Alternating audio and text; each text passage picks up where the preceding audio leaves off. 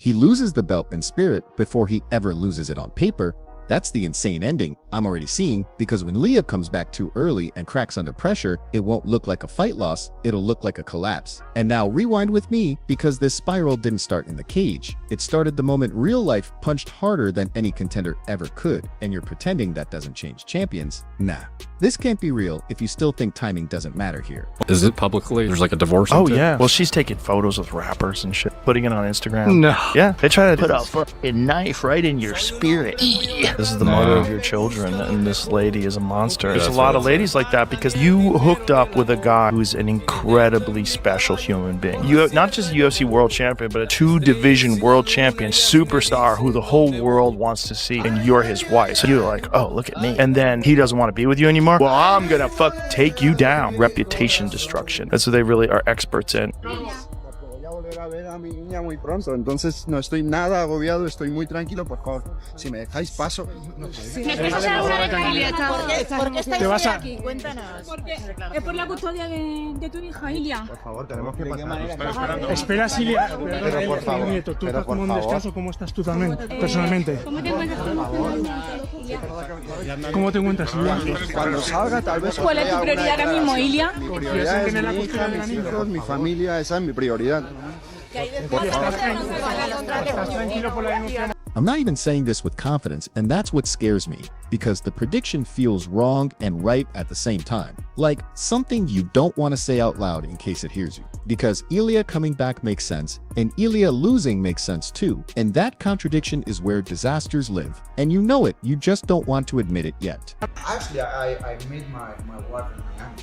Really? Yeah, she was living there. Damn. Who says you can't meet your wife in Miami? But you can find your wife in many places there. You hear that? Put that on Only in Date on Instagram. You can meet your wife in Miami. Alright, let's Put it on Only in Date is hilarious. everywhere. But why are you saying that? Huh? Why are you What? saying that? Everyone says that. Because you go to the party and this is the only place Yeah. you see. But you don't know the another part of Miami of people that just they want. normal. Yeah. Best place to work out too, Miami, because you can just walk outside and run in the water. Everyone keeps acting like fighters can just pause life and resume dominance. But that's fantasy, because when your head is split between survival and legacy, you don't fight clean, you fight desperate. And desperation leaks into reactions, into timing, into decisions you don't even remember making. And if you think elite competition doesn't smell that instantly, you're lying to yourself. Can anybody get under your skin? Does anybody get under your skin? Somebody that knows to say something that triggers. I see your face is saying something though. I think the only person is my wife. She's the only person. Not gonna say I have a ton of confidence in this, but if it comes true, it'd be a cool prediction to have, and that is Ilia comes back. But the bolder prediction is he loses. He comes back too soon, still dealing with all this bullshit, and ends up losing because he's not in the right headspace. But I think Ilia's a smart guy. That's why I'm, kind of on the fence about this prediction a little bit, right? I'm not saying like, I really believe his prediction or anything. But man, fighters don't like not fighting. They don't like sitting on the sidelines. I can speak from my own experience. Every time I got injured and someone wants to watch a UFC card, it's hard to watch. You can't sit there and watch it. You want to be the guy in there. You want to be the one that people are watching. And I think he's going to have that. He's healthy. He's not, it's obviously he's dealing with some pretty heavy shit, but he's healthy. He wants to come back and compete and fight. And I think he'll end up breaking to that, and he'll end up coming back. But it's not going to be a good time, and he's going to be dealing with shit. And,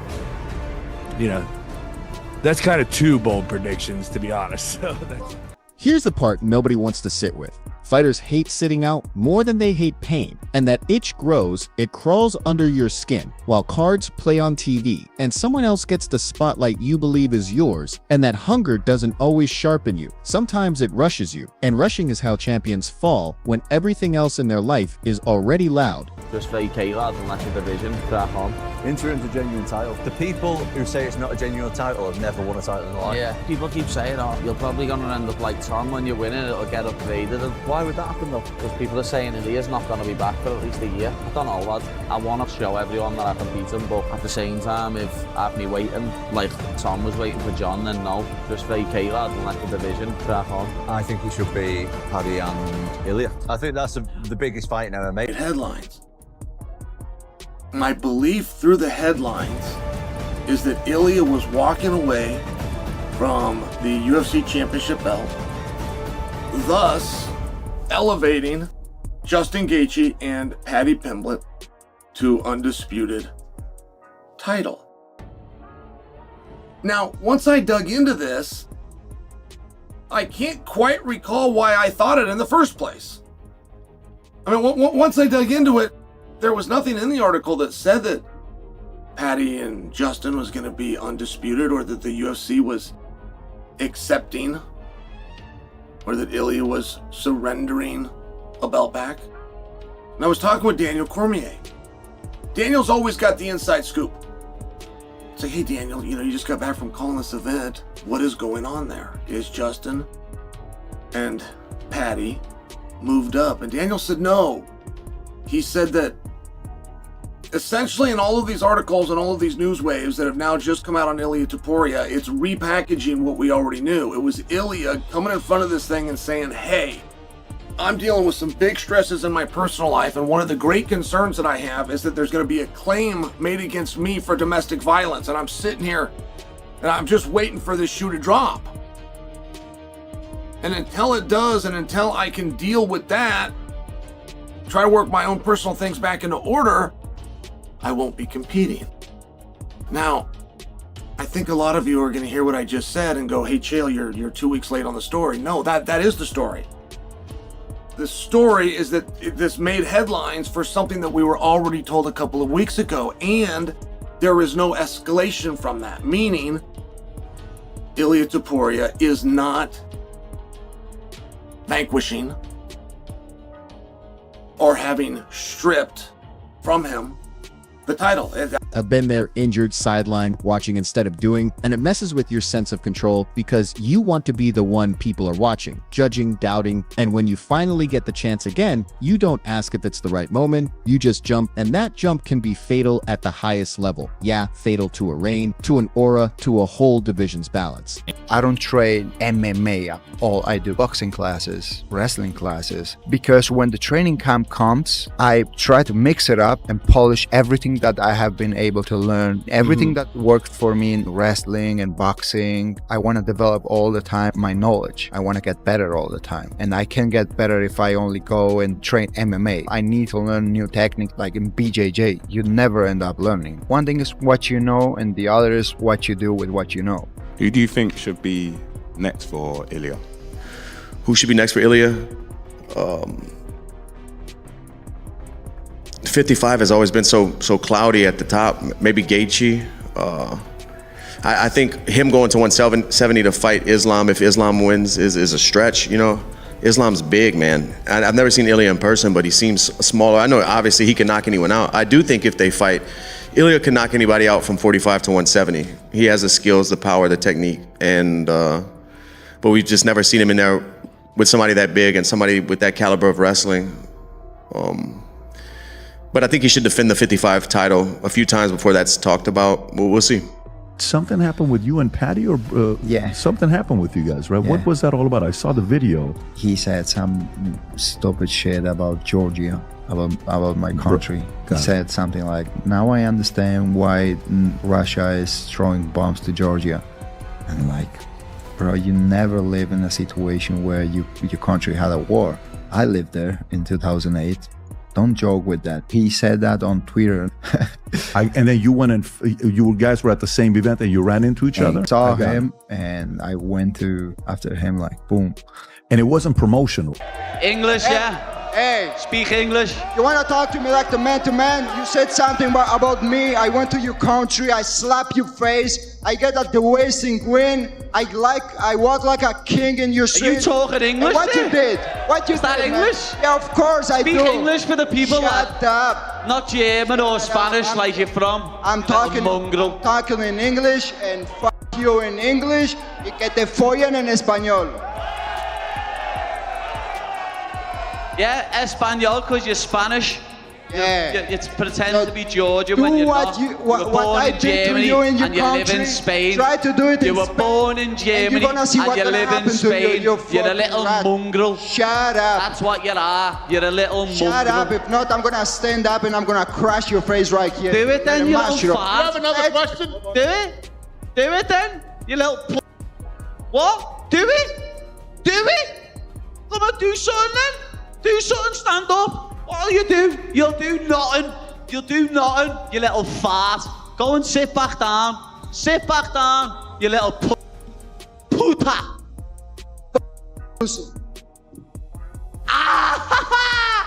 Back. Everything in talks. You little mushroom. You little chorizo, you Spanish sausage. Have you allowed yourself to think what a fight with Ilia looks like? Yeah, I think I beat him up as well. You know what I mean? There's weight classes for a reason, and if he wants to fight me at 155, it'll get seriously messy on his face. I know Ilia's going through a lot of stuff, and wish him nothing but the best with it. You know what I mean? That's nothing to do with us fighting. It's nothing to do with being in the cage. So all that around family life, I hope everything goes perfect for him. But he does finally come back and get in the cage. I want to punch his face in. Ilia is smart, and that's what makes this even more dangerous, because smart fighters convince themselves they can handle chaos, they tell themselves they're different, disciplined, above it, and maybe he is, maybe he's not. But history doesn't care how intelligent you are when emotion hijacks preparation, and something feels off about how fast this could all turn. Well done, lad. Look at me. Look at me. That was a heavy knockout. I'll give you that respect. But you will never knock me out. I'm going to submit you. Knock me You out. live. What I'm going to do is you can't I'm going to put my balls in your you can't knock me out. You Yeah, know I just- don't get knocked out. You get knocked out. I You get finish knocked you. out even before the fight. I finish you, little Get man. that your ass from here. I finish Get that you. fuck-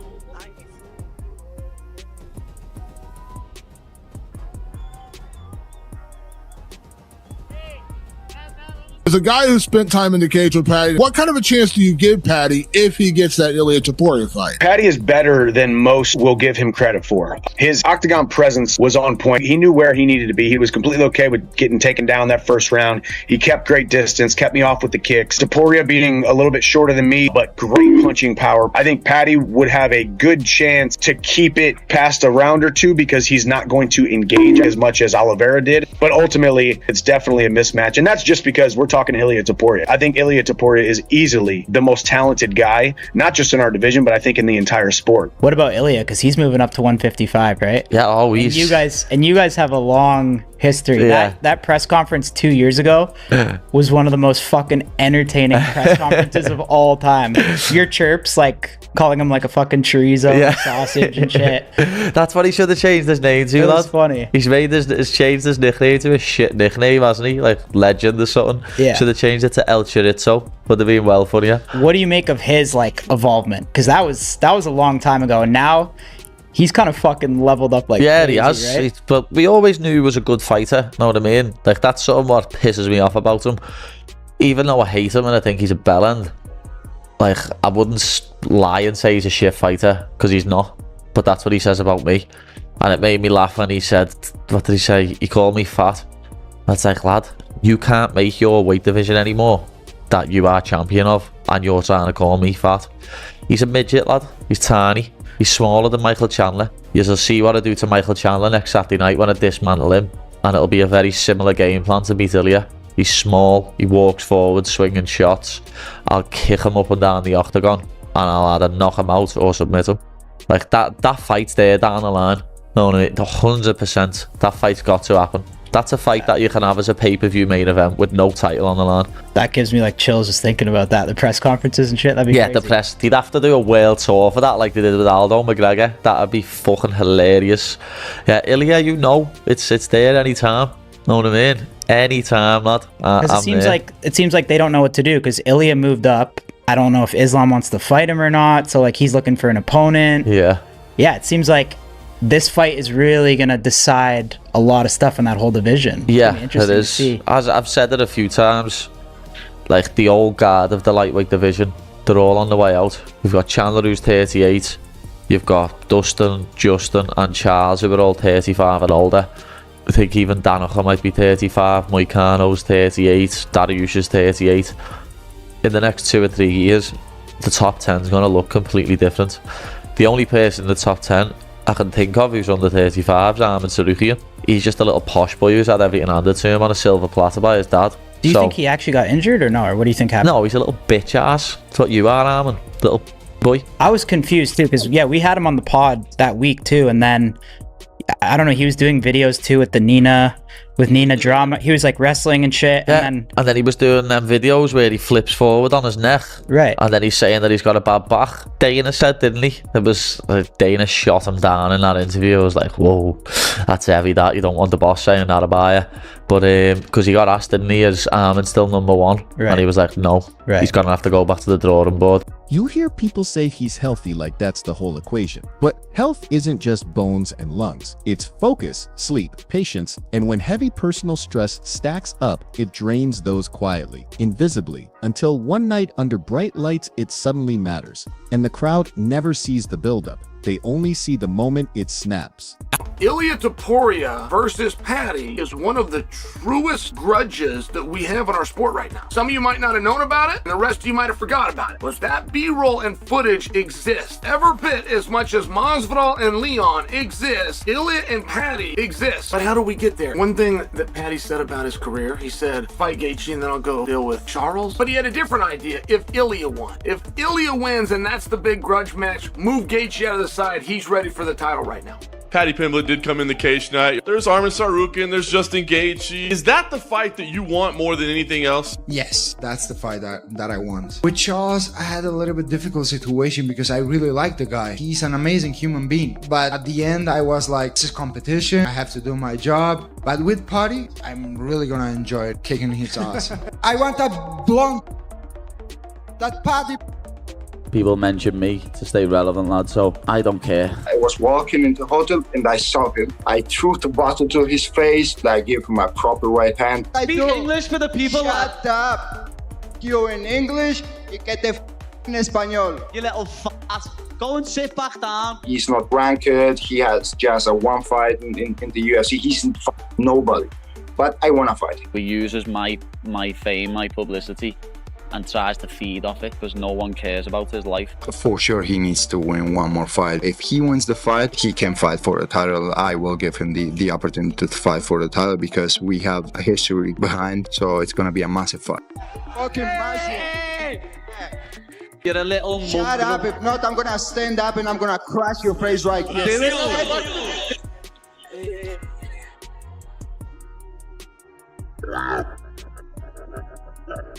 Yeah. I wish they would do that Topuria versus Paddy fight. I know it's different weight classes, but the beef's there.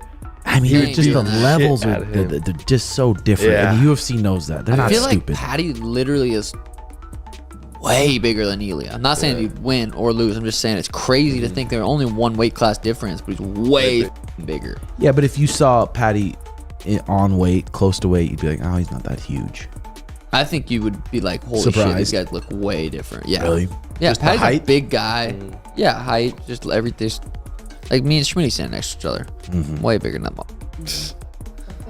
I think the fans would love to see you versus Ilia finally come to fruition, right? That'd be amazing. How would that fight play out? I'd finish him. Which round? I don't know. I'd love to be 30 seconds left so I can change his face for 4.5 rounds. Could Paddy shock the world? What do you think? You mentioned you want to face Paddy next, obviously, if you do win the title this Saturday. You said that he needs one more fight. How big, obviously, not to look past Charles, but how big do you think that fight could be given your history together?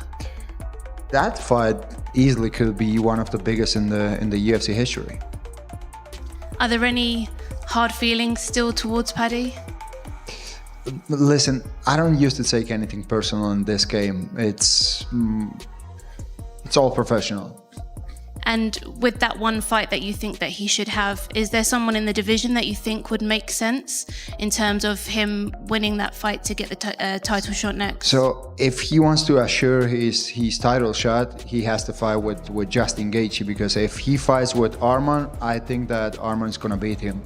So the easiest path he has right now to get the title shot is Justin. I'm not going to say I have a ton of confidence in this, but if it comes true, it'd be a cool prediction to have, and that is Ilia comes back. But the bolder prediction is he loses. He comes back too soon, still dealing with all this bullshit, and ends up losing because he's not in the right headspace.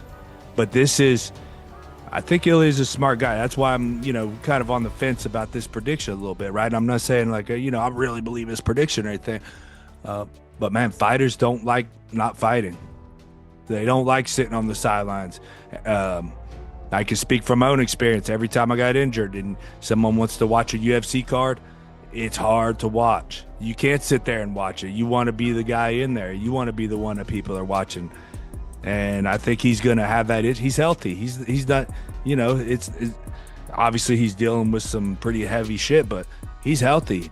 He wants to come back and compete and fight. And I think he'll end up breaking to that, and he'll end up coming back. But it's not going to be a good time, and he's going to be dealing with shit. And, that's kind of two bold predictions, to be honest. So This is why I'm torn, because the same pressure that breaks some fighters for good turns others into something terrifying. And that's the coin flip nobody can predict. Not fans, not analysts, not even the fighter himself. And anyone telling you they know how this ends is selling comfort, not truth. I keep thinking about how coming back too soon feels brave until it isn't. Until one bad round rewrites the narrative and suddenly everyone pretends they saw it coming. And that's what makes this situation feel cruel, because the margin between heroic return and cautionary tale is razor thin, and Ilia is walking straight toward it. What if the delay was the protection and the return is the trap? What if the smartest move was waiting, but the hardest move is patience? And fighters almost never choose patience when pride and purpose collide. And yeah, that should make you uneasy, because it's how careers derail without a single bad decision, just a series of understandable ones. I don't even fully believe my own prediction. And that's not humility, that's alarm, because the idea won't leave my head. It keeps looping. Ilia comes back. Ilia comes back too soon. Ilia fights with weight still on his mind. And something goes wrong. And once that door opens, you can't shut it again. People are treating this like a normal absence, like a footnote, but it's not. It's a fracture in momentum, and momentum at the championship level is oxygen. And when you've been breathing thin air for months, even the best lungs can burn. And that's the part nobody trains for. I know he wants to compete. I know he wants to fight, and that desire is pure, but purity doesn't protect you from consequences. It just pushes you forward faster, and sometimes forward is the wrong direction when the ground underneath you isn't stable yet. So yeah, my bold take is twofold, and neither feels safe. He comes back because fighters always do. And he loses because the timing is wrong. And the scariest part is that both outcomes can happen without anyone making a mistake, just by following instinct instead of patience. And if you think the story ends cleanly with one fight, you're not paying attention, because whether he wins or loses, something has already shifted, something psychological, something irreversible, and the division is going to feel it the moment he steps back in there, ready or not. And I don't think we've seen the last twist yet. Because until that return actually happens, every plan is fragile, every matchup is provisional, and every quiet week feels like the calm before another hit of chaos. And I can't shake the feeling that when this finally explodes, we're all going to wish we paid closer attention to the warning signs right now.